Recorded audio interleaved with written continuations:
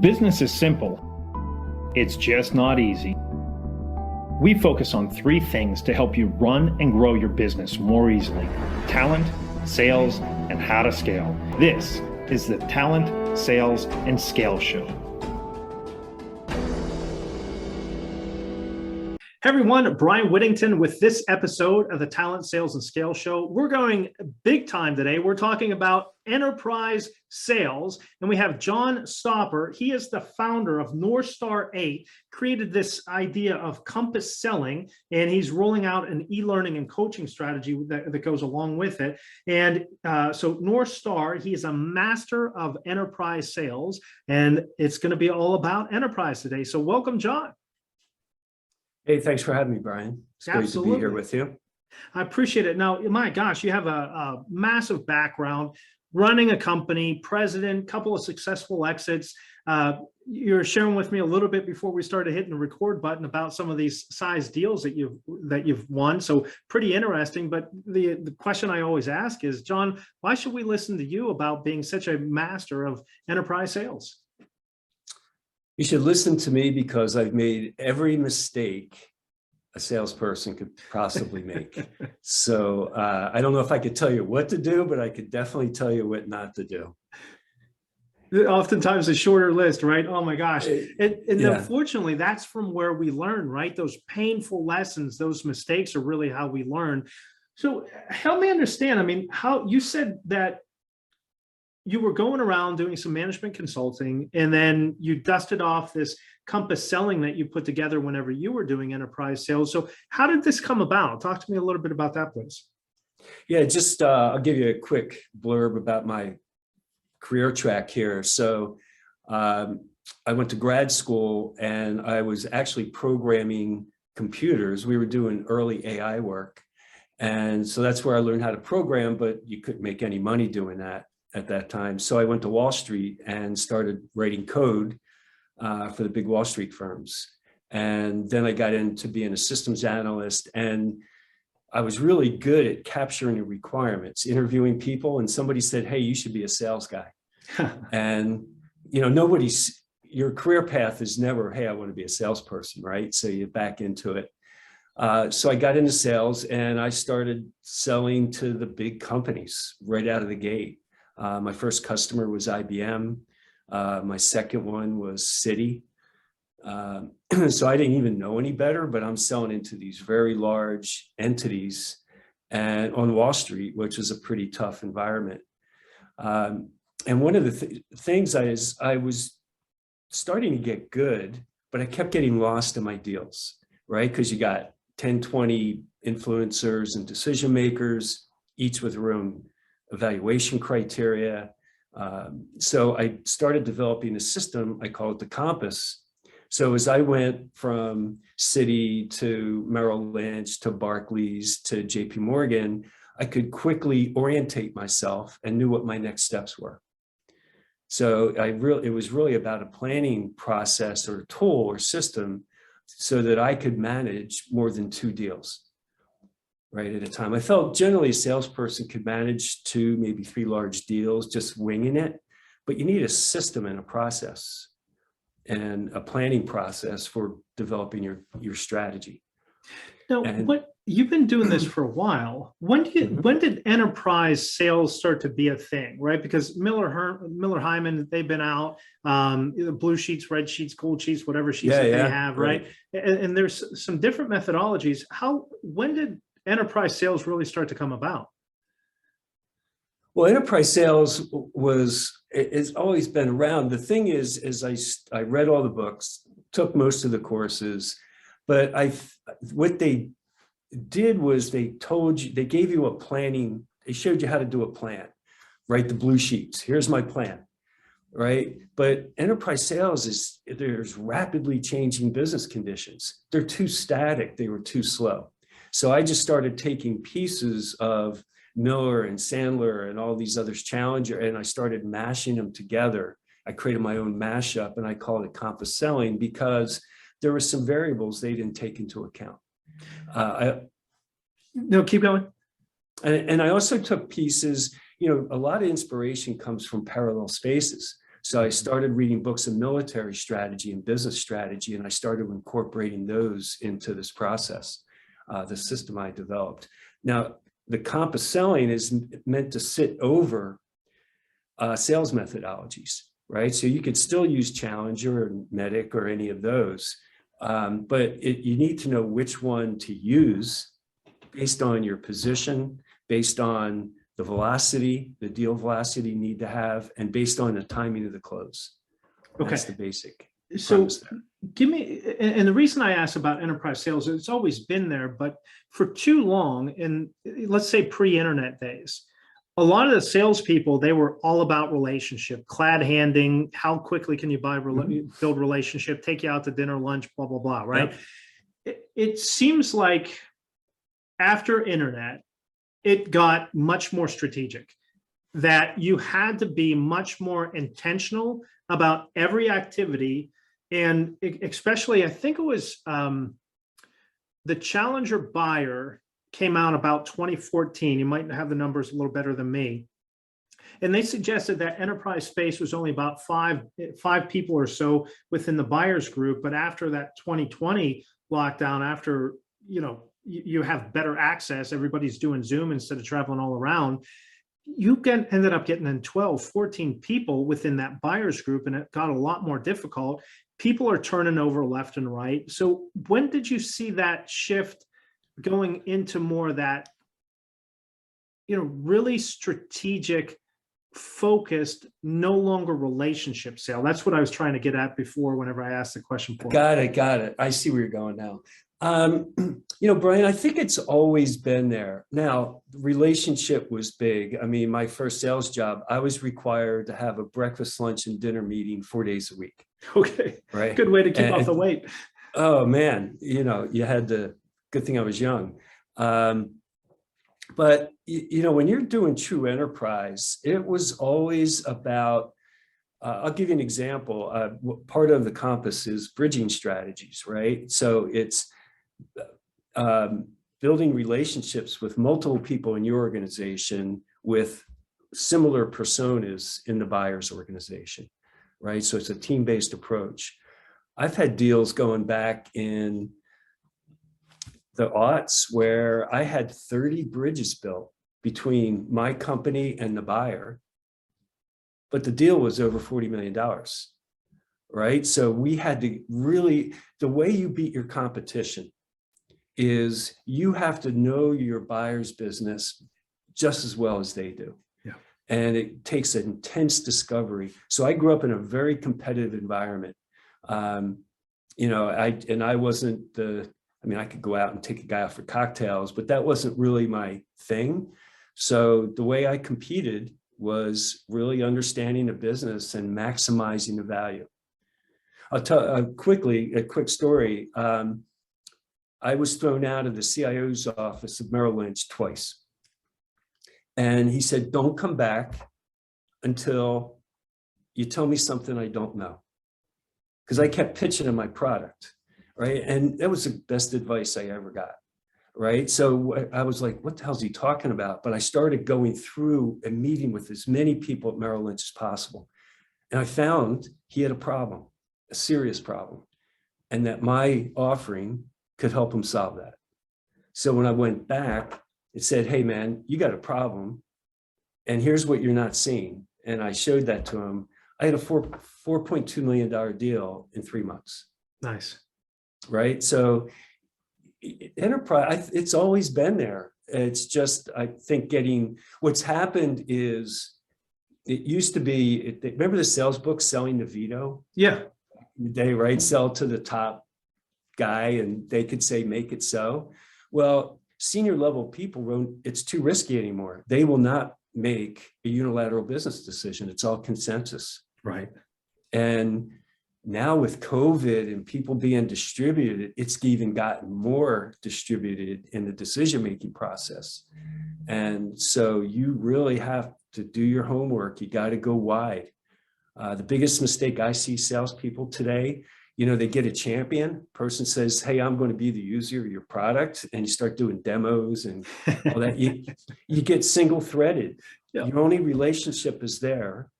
And that's a strategy flaw a lot of people make when they first engage. They go deep and narrow as opposed to going broad and really understanding what else is going on in the business. Yeah. Now, so let me touch on that, and then I want to unpack a little bit about the specifics about Compass. Mm-hmm. You mentioned in your story that you started to interview a lot of folks and you started to uncover what was going on there. Was that something that you were taught, stumbled into? How'd you come about doing that? It's a combination of, I had some great coaches. So I've always taken courses that I funded myself. I've always had coaches. I still have coaches today, sales coaches. Yeah. I have three. Nice. That I have on retainer. I believe, sales is, especially tactics, you got to be current. Things are changing so rapidly. Faster and faster. Right? Now, strategy, however, is timeless, right? Strategies that you used in the past are still applicable today. And that's why salespeople need to be good at both. It's two sides of the same coin. You need to be a good tactician, how you sell, and you have to be a good strategist, right? And so, which is who, what, when, where, and why. Well, Where you need to get. Yeah, and that's a curious thing, right, John? Because salespeople love tactics. Tactics are the fun part. That's the easy thing that we can talk about. Give me the magic pill. What's the newest, latest, and greatest that I can do? People love the tactical. Why do you think that salespeople don't necessarily like that more strategic side? Brian, I think they do. It's just not rewarded. So sales VPs are under so much pressure. So it's really about how much activity do you have? There's a lot of software products that monitor your sales calls, right? And they focused on the different tactics that you did right or wrong. Whereas very few sales leaders are bringing in trainers or coaches or even coaching their own people about, hey, let's take a step back. Who are the people we need to engage with? What's the value prop we need to position? Do we understand their buying process, and can we influence it? So there, and that's where I think if you look, there's 1 to 2 million B2B salespeople in the world today, right? And I just saw, I think it was your statistic. How many are making quota? Yeah, listen, 54% are missing quota. Yeah. So globally, I think the number is like just about 900,000 B2B salespeople in the US alone. So that means what? 500,000 aren't making quota? Yeah. So 54% of all sales reps miss quota. And that comes from Sahil Mansouri. He's CEO of Bravado. It's a sales networking group. It's massive. And even worse is 47% of sales teams hit quota, meaning 53% miss quota. So 53% of all sales teams are missing quota right now. And it's not fun when you don't make your number. Yeah. Right. You're not making money.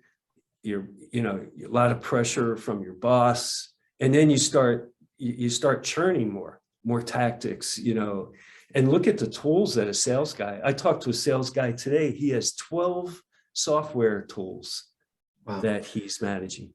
Right? Well, you just kind of threw me here a little bit. I was not expecting you to say that sales leaders are looking enterprise. I'm talking enterprise, right? So I'm not talking SMB. I'm not talking commodity type. I'm talking enterprise type sales. I would never have thought in a million years that a sales leader would be pounding on enterprise sales on the tactical behavior side at how many calls, how many outbounds, and tracking that. Are they really doing that? Well, they are. I mean, they are looking at quality of meetings. Okay. But the hardest job in the business world today is a VP of sales, a CRO. I mean, it's an incredibly difficult job. The average tenure is what? Dropped to 17 months. Yeah, right. And so these folks are under tremendous pressure. They don't, there's a saying in, I think it's the Navy SEALs have it, slow is smooth and smooth is fast. Okay. People aren't going back and saying, hey, let's really take a step back, slow down a little. Let's make sure we have good, solid strategy in place. And then we start executing very deliberately, and you actually go faster. Yeah. So there, I would think that if I'm a VP of sales in an enterprise space, that I'm going to want to look at the activities, but those activities are going to be around sales objectives. What are the things that I need to do in order to meet the business objectives?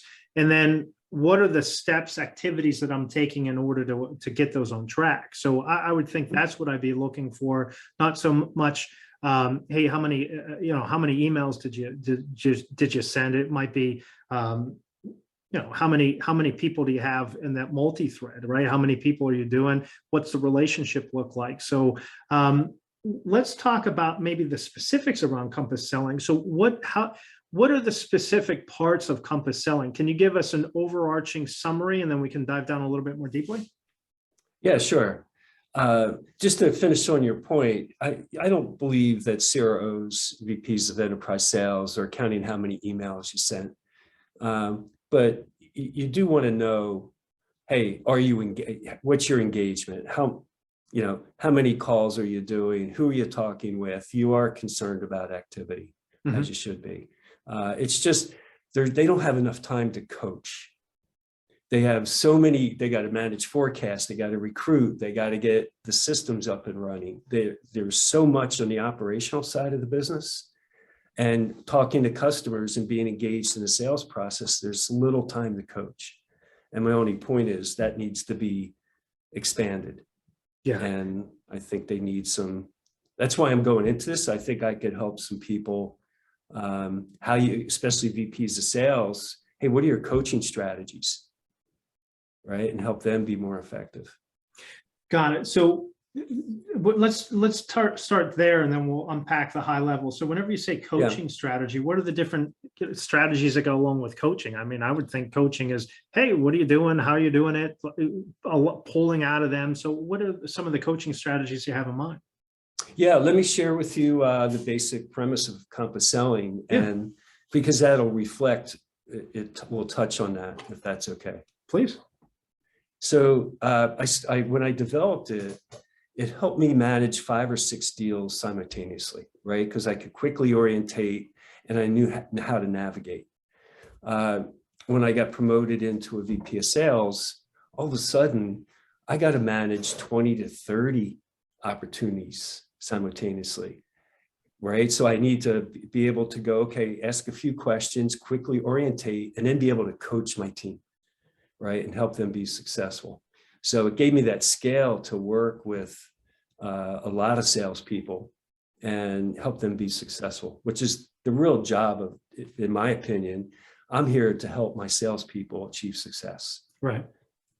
And so if you look at Compass selling, there's a lot of components to it, but if you break it down to core principles, it's 3 things. It's time, velocity, and position. Okay. And here, let me give you an analogy, Brian. If you're sailing from Newport, Rhode Island to Bermuda, right? And it's a 5-day trip. I want to get there by dinner on Friday night, meet some friends. So I got my time set. And then velocity is how quickly am I going? So velocity is different than speed, because speed's just going fast in any direction. Velocity is speed plus direction.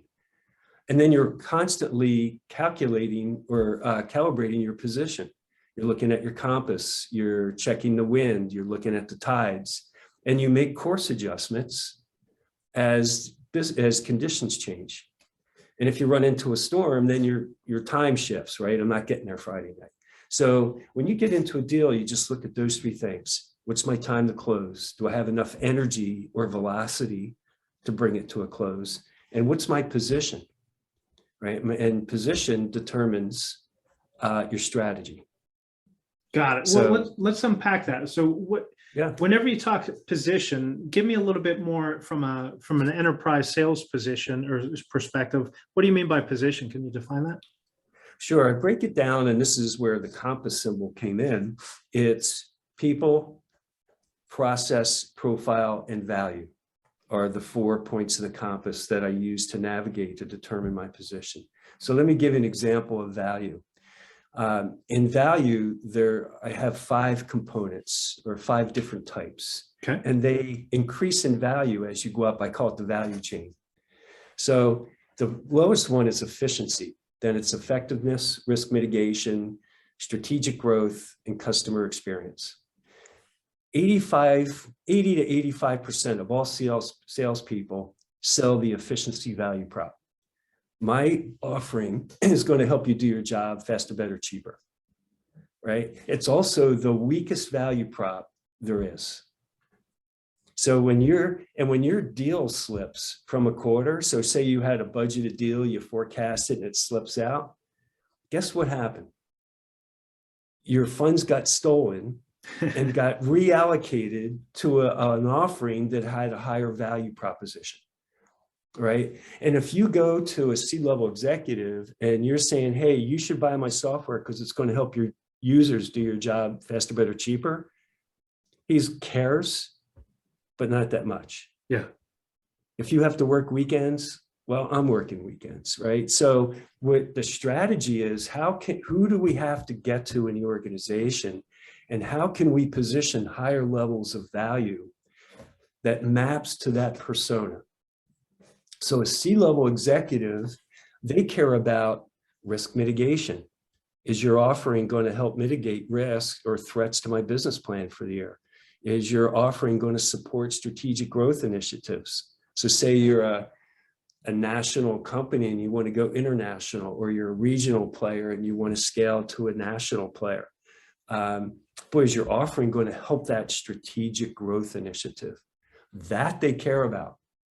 And efficiency deals always get negotiated, right? That's where you see people give big discounts. But when you can get into those higher ones where your value maps to strategic growth or customer experience or risk mitigation, you're like, yeah, you'll pay a toll, a 5% discount or something, but there's not a lot of pressure. And then you accelerate the close because you're like, wait a minute, you're not going to buy this today when your business is under threat, right, or at risk. That's how you accelerate your time, increase your deal size. So I'll give you a quick example if you want to hear one. Yeah, please.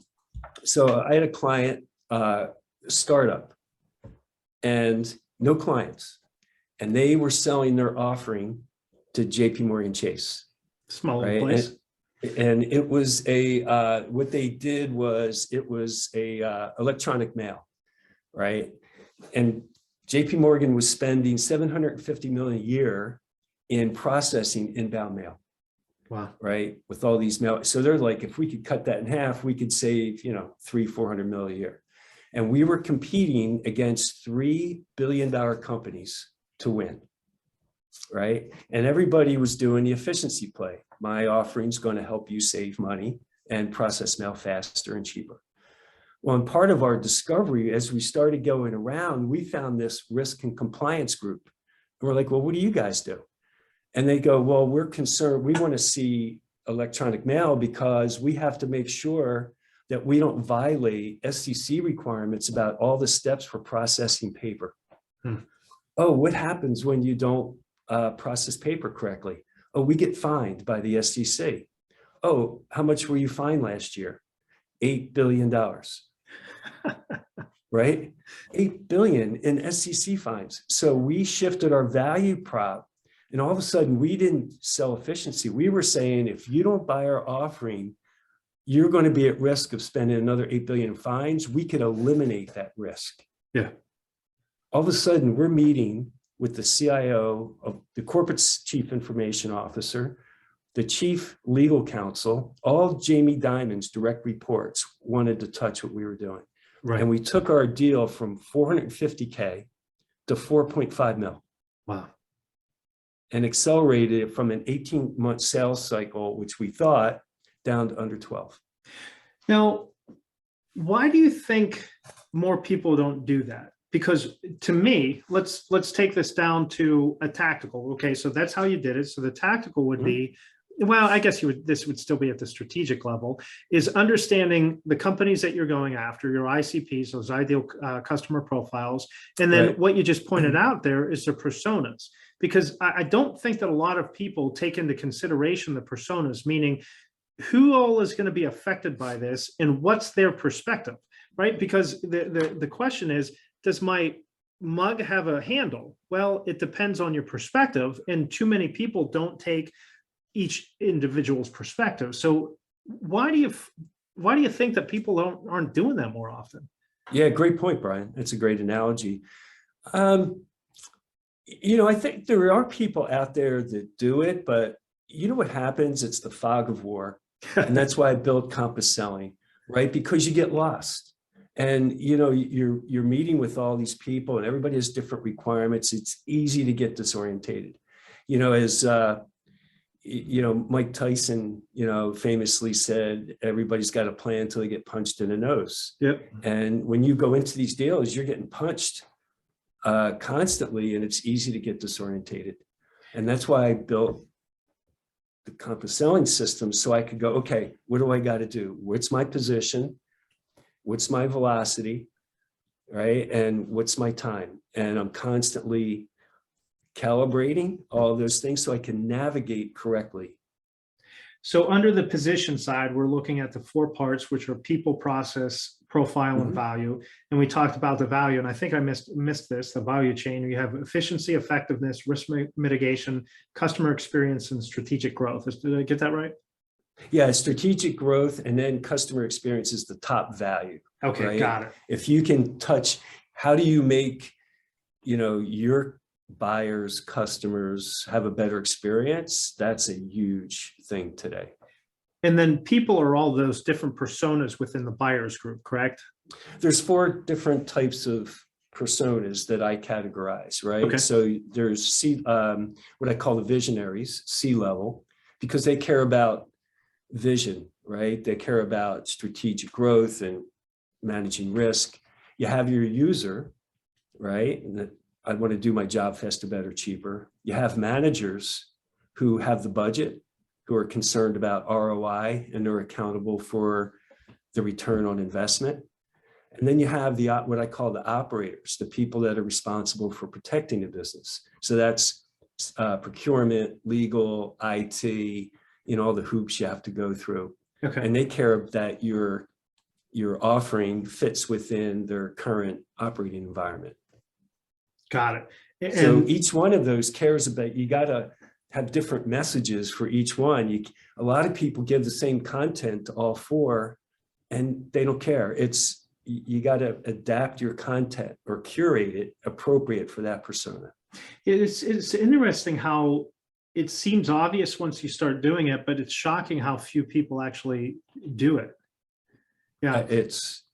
Yeah. Now, how about process? Is that we're tying their process, their buying process, their buyer's journey with our sales process?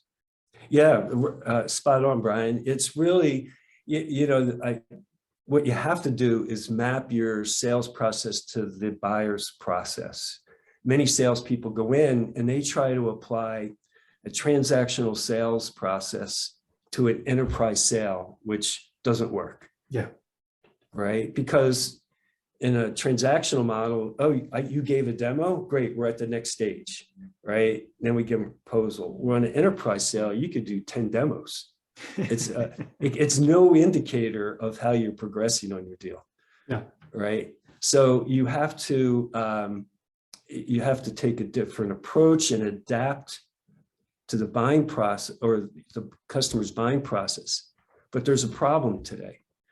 COVID has had a huge impact and pretty much blown up companies' buying process. They don't even know how they're buying stuff today. So you really got to help them and take a lead and help them discover the buying process. So that's the other key component that's big trend I've seen just over the last year.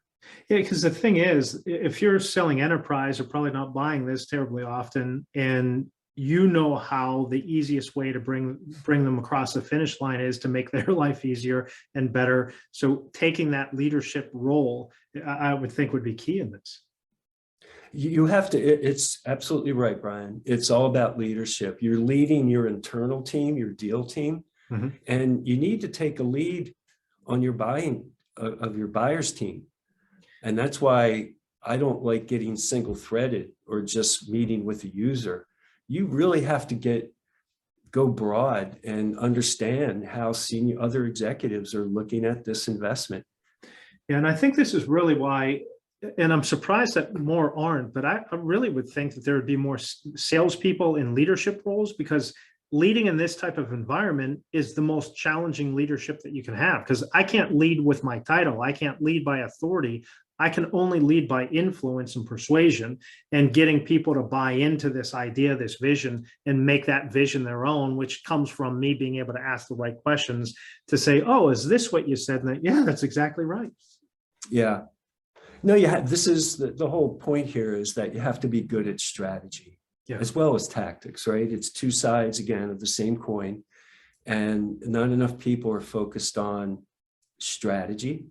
There's a lot of noise in the marketplace around tactics. There's all kinds of sales books and methodologies that are really not exclusive to strategy. And I see there's a strategic gap in enterprise selling today.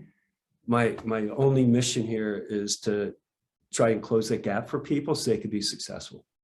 Well, let's come back to that strategic gap after we hit profile. So let's finish this out. So we talked about people. There's 4 different types. We talked about process, which is aligning buyer's journey with sales methodology or sales process, and getting those to a blended approach, taking a leadership role. We talked about value. Let's talk about profile. What do you mean by profile?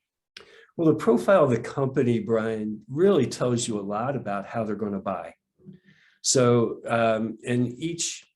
as companies, there's 2 dimensions to profile. First is the technology adoption lifecycle curve. Okay. Are you familiar with that? Let's unpack it a little bit. Yep, I've seen it. I know you've seen it. It's the normal curve with innovator, early adopter, early majority, late majority, and kind of like crossing the chasm curve. Exactly. Okay. Right. And now that was great when Geoffrey Moore first came out, crossing the chasm, but now there's chasms at each one of those areas. There's multiple ones. But, who am I selling to is the company innovative. And an innovator is someone that has a high tolerance for risk, right? And so they're willing to buy early stage companies and software. It's just their nature. They build failure into their business model. Yeah, I might buy something. If it doesn't work, no big deal. I'm cool with that.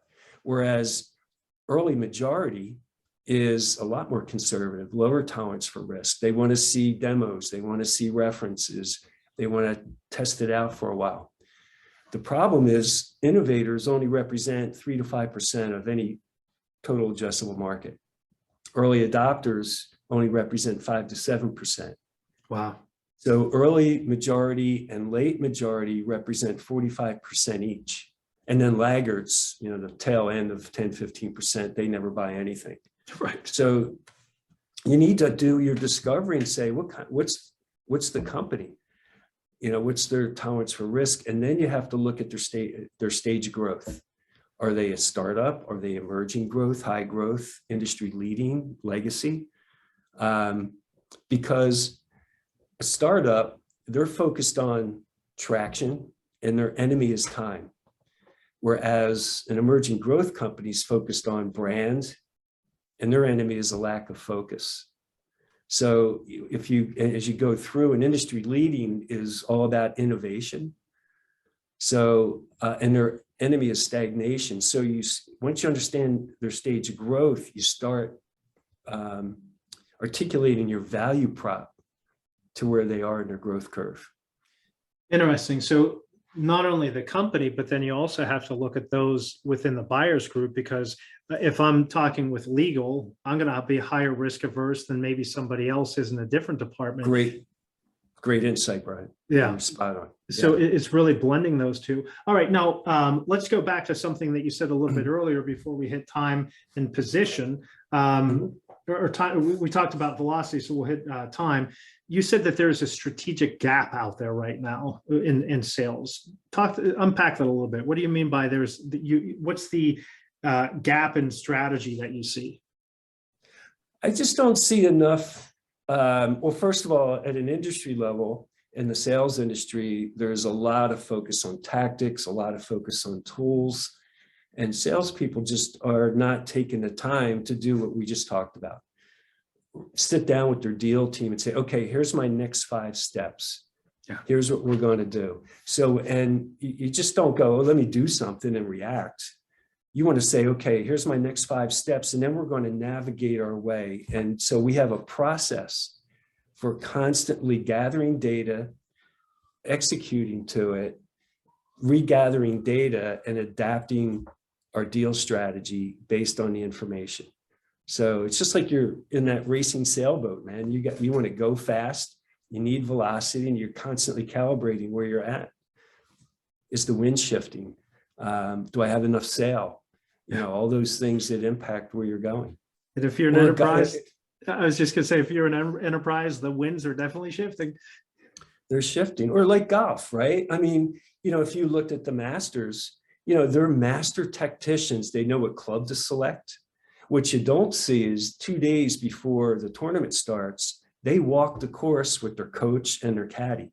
Yeah. And they're going, okay, what's the height of the grass? Where are the obstacles? How are the greens going? Which clubs do I use here? What am I going to drink before? Where's the bathroom breaks at? You know, they got that all mapped out, right? And then at the end of each day, they go back with their team and readjust their strategy. You don't see that. These are master strategists, the guys that are playing at the Masters. Yeah. Who's my competition? Who am I paired with? What's my start time? You know, there's a lot of work that goes into that. All we see is them swinging the club and thinking it's easy. Yeah. I don't see all the work that goes into it. All right. So Exactly. we talked about velocity. Velocity is not speed. It is velocity is speed and direction. We talked about position, where the people, process, profile, and value. So let's talk about time, timing of it. So how do we influence time, or what do we need to consider there? Yeah. Here's the key. You negotiate time, not money, right? Remember that. If I could give any lesson, you know, any words of wisdom here, you negotiate time, not money, because the size of your deal is going to be determined by your position, right? Am I giving, remember that we talked about the value prop, right? At the right level. So that determines how much you're going to get. But time is about, you have to find compelling events in the business. So if I'm selling an offering, boy, is there something that you got coming up in your business that if you had my offering in place could really make that a better event for you? Could it impact that event in a positive way? So if I can find that compelling event and I just start like, hey man, you got to buy today, because if you don't buy today, you don't have my offering in place to influence that business event. So you set the compelling event and then you walk your client, your buyer backwards to say, you got to buy sooner or you're not going to get the benefit. Yeah. We work on idea called the timeline technique, which gives me this idea here, right? If you start with, hey, by when does this need to get in and why, that should be the trigger or compelling event. And then you reverse engineer it, because to your point, they have no idea how to buy it. So you reverse engineer, well, what are the steps? So if implemented and fully solution where you're seeing the results means blank, by when is the latest that you can see that? And then you reverse engineer all the steps, people, process that goes along with it. So that's kind of what you mean by timing. So you can put the stake in the ground by this time and then reverse engineer it. Yes. What did you call that, Brian? A timeline technique. Yeah. I never heard that description, but I get, yeah, we're aligned in what you're saying there. That's exactly what you got to do. Yeah, because it's really interesting with that. you can make it a mutual exercise, because the reason that most salespeople don't gain trust is because the person with whom they're talking doesn't believe they understand them. Right? They're too busy doing features or benefits. And at best, maybe they're doing, like you said, the efficiency play, which everyone else is doing. Because if you say, hey, I can save you time and money, so is everyone else. So now you're a commodity. How are you differentiating yourself if it's not on price and in ease of use? So like you said, you have to get up higher in that value prop. But if you take, a sheet and you put, hey, Mr. Buyer, Mrs. Buyer, let's draw this out. If this is today's date, and this is by when you want to have it installed and working, and we're starting to see that the results that we discussed, when is that? And then you just work through all the backwards process, and now you have a project roadmap to get there. And that's whenever they start to say, oh my gosh, I needed to make this decision 2 months ago, and now I'm really stuck. So yeah, I really love that timing piece. Yeah. Now, you're spot on. Yeah, can you unpack that a little bit more on negotiating time? Because I think I got it, and maybe it was that timeline that means it, but can you unpack that? How do I best negotiate time? Well, there's a couple ways. One is, it's not a blatant negotiation, but you get those compelling events in place and use your timeline strategy. Say, look, you got to buy now. Okay. But if when I start hearing people say, well, hey, here's your list price, but hey, let's negotiate some discounts. Yeah. Like, if you buy by the end of the quarter, I'll give you another. Yeah. And I always say, well, if you buy today, you'll get the best discount. The longer this sales cycle goes, the lower the discount is. Yeah. And I hold to that. I'd rather walk. And it's simple. Look, my cost of sale is going way up, and so is yours. The more time you screw around with this, the more your people are spending time evaluating as opposed to using it.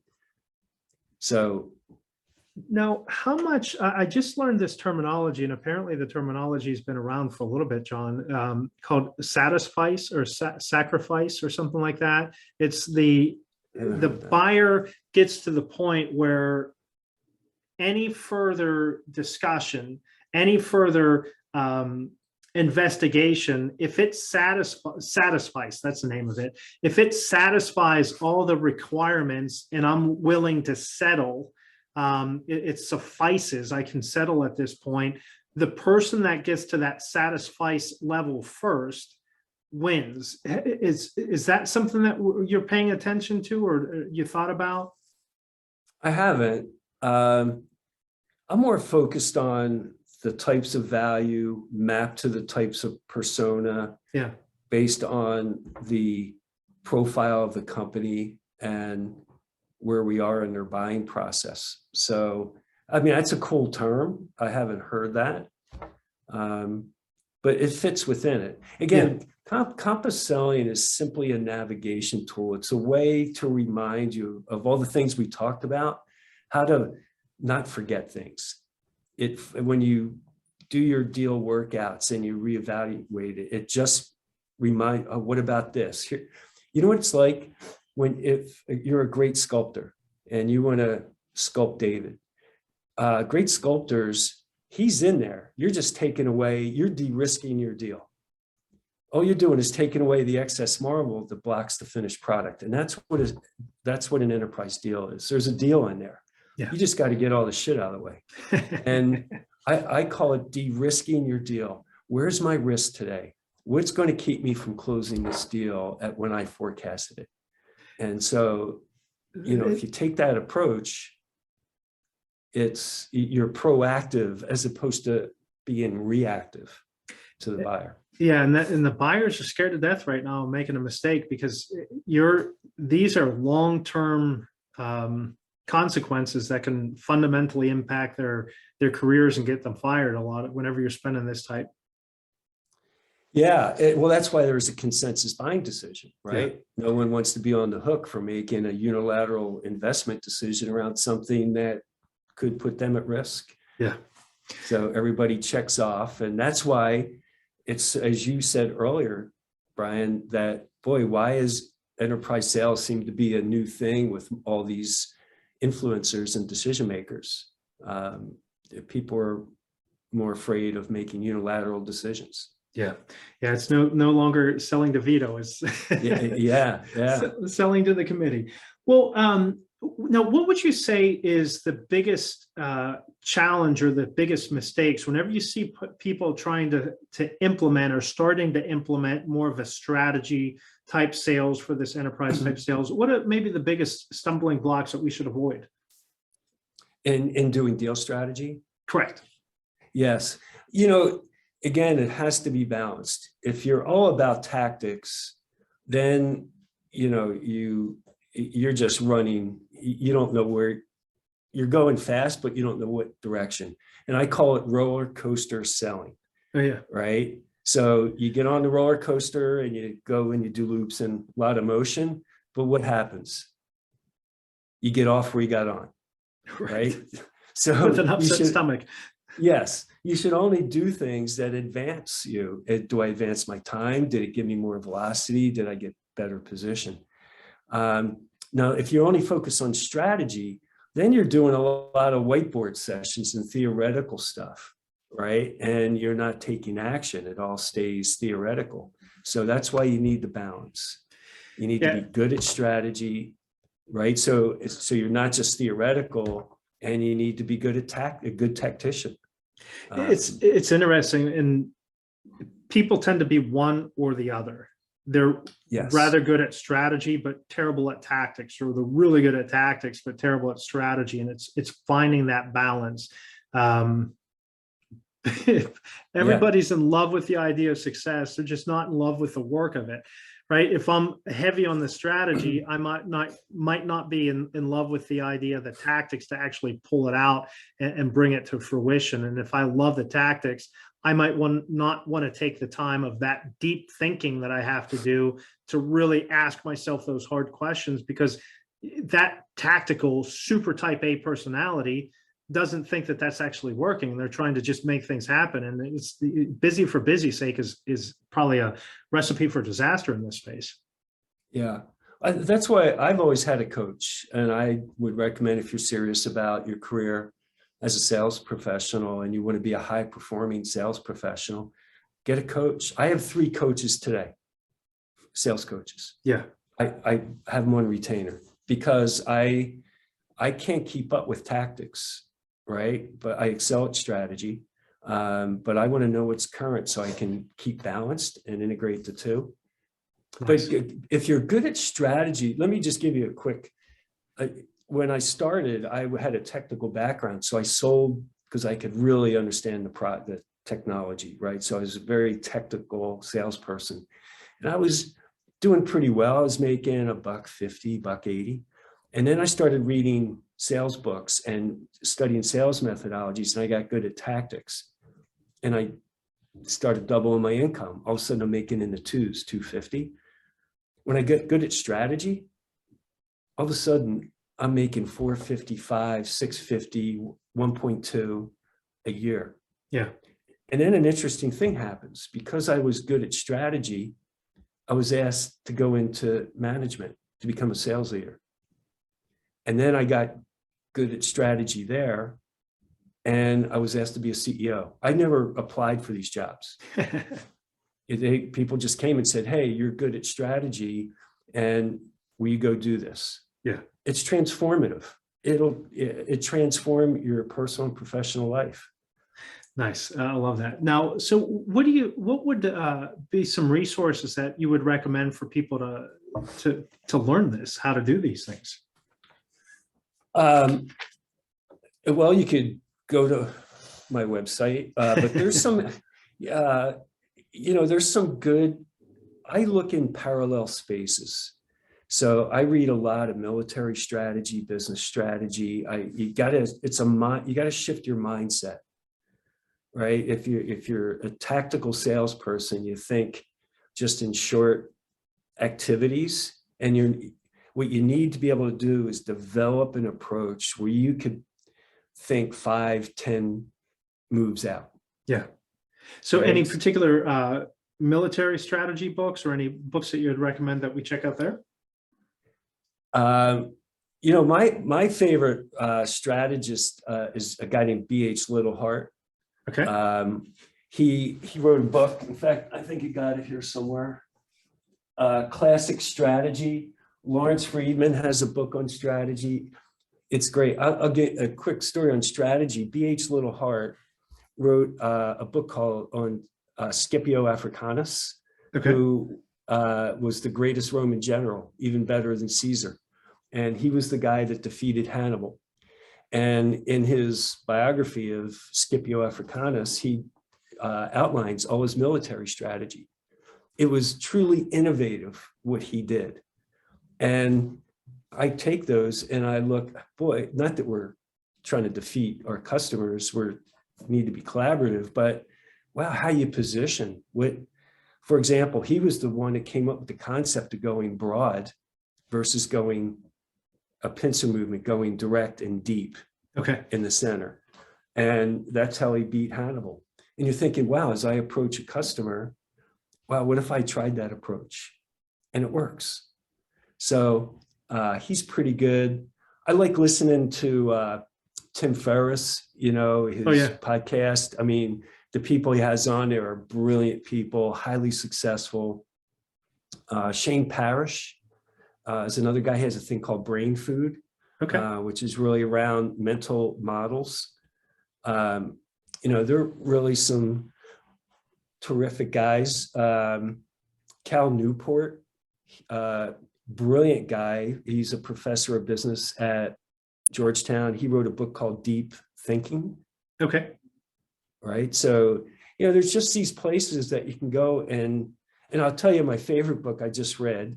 It's called The Lion Tracker's Guide to Life. Huh. Okay. And I'm trying to think of the author's name, but he has his name is Boyd Varty, V-A-R-T-Y. And Boyd grew up in a safari camp in South Africa.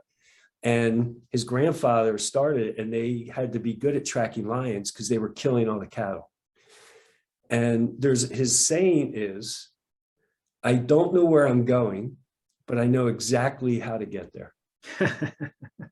And the beauty of that with enterprise sales is you never know what your final deal structure is going to look like, but you have to have a process to know exactly how you're going to get there.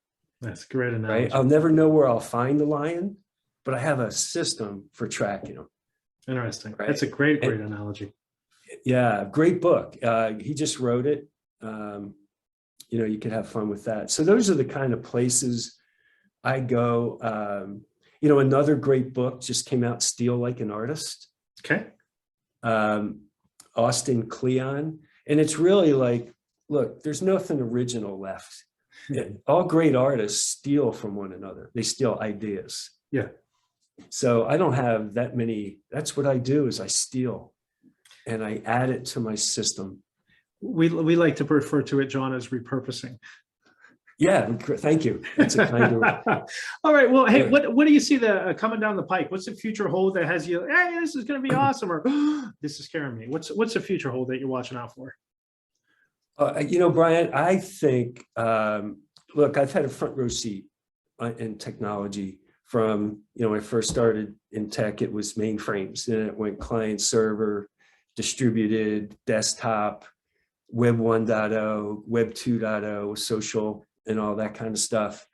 I am so excited for Web 3.0 blockchain applications. It's going to have a huge impact on the sales profession. We're going to have to stop feeding the beast. Like, if you look at Salesforce, all salespeople do are just feeding data into it, and they get very little intelligence out of it, right? There's going to be a whole series of new tech applications that will take the burden off sales professionals. So let me give you an example. If I'm going to, let me take JP Morgan. I'm going to go do a deal there. The system should be able to bring you all the intelligence that's in the market and tell you, here's the people you need to get to. Yeah. Here's some of the business problems that they're having today. Here's where they used to work for. Here's the people that are in your network that know them that could introduce you to them. Today, we got to go hunt in LinkedIn. We have to crawl through Salesforce. We have to go manually through Zoom Info, and all these. The salespeople today are getting crushed. Yeah, and you're expected to know so much too, because all of this technology is out there. They expect you to know everything before you show up. And you could spend all day researching this stuff before you even have a conversation with anyone. Exactly. And so I believe Web3 and blockchain applications are going to be the intelligence that will be able to bring that information to you and make the recommendations. In fact, I designed Compass Selling. What I really want to do with this is I want to build an AI-based system on blockchain that will do what I just described for you. Well, let me know. I'll be your first customer. That would be great. Well, now, hey, the danger is is that if you're in transactional sales, right? I look for another job pretty quick. It will be automated in a few years, but yeah, I mean, that's a really good point, John. I mean, if you can't, so I'll make this prediction, right? And I'll see if you agree with this. My prediction is this: if you aren't the problem-solving salesperson, you will no longer have a job. I think that's a fair prediction, Brian. It's the blockchain, Web3 applications will see all web blockchain is machine-to-machine financial transactions. If you break it down to its basic. Mm-hmm. So what it means is machines could evaluate your offering and buy it. Interesting. That's a scary thought. It's exciting, it's scary and it's exciting. The one thing I've learned from all those transitions, that when a new technology comes out, it looks like a toy. Yeah. And people underestimate it. When the first Apple computers came out, the Apple IIs, it was like, look at this piece of junk. But it turned out to be revolutionary. So now it's on your every single phone. Well, hey, listen, John, this has been a lot of fun. So who should reach out to you? How should they reach out to you? And why should people reach out to you, John? Well, if people would like some help with their deals, you can reach out to me on my website, northstar8.com, or you go to LinkedIn, my personal profile, Jay Stopper. And you could also go to my company profile on LinkedIn, Northstar 8. We're rolling out a whole e-learning, self-paced learning program on Compass Selling, but I also do coaching, mentoring for salespeople, sales leaders, VPs, and I also have a program for non-sales business executives where I demystify enterprise sales, and so they can be more proactive in supporting sales in their organizations. And well, I always say, if somebody's got a deal and they just want to, just call me, no obligation. I'll do a deal workout with you. Love doing them to see if I can help you get unstuck. Nice. Well, John, I really appreciate it. So as we were talking about earlier, don't learn for learning's sake, learning for knowledge sake. Get your strategy game on, get your problem solving game on, and watch out for blockchain, because if you're not ahead of it, you're going to get swept up in it. It seems like not just a big wave, but a tsunami coming down the pike. So watch out. Brian, great. I appreciate your time today. Great questions and good insights on your part as well. I really appreciate that. So, hey, everyone, listen to this, download it, share it, get it out there. Give us some likes on the podcast platform of choice. Check us out on YouTube and some of the stuff we're putting out. So really appreciate it. Until next time, signing off, Brian. See ya.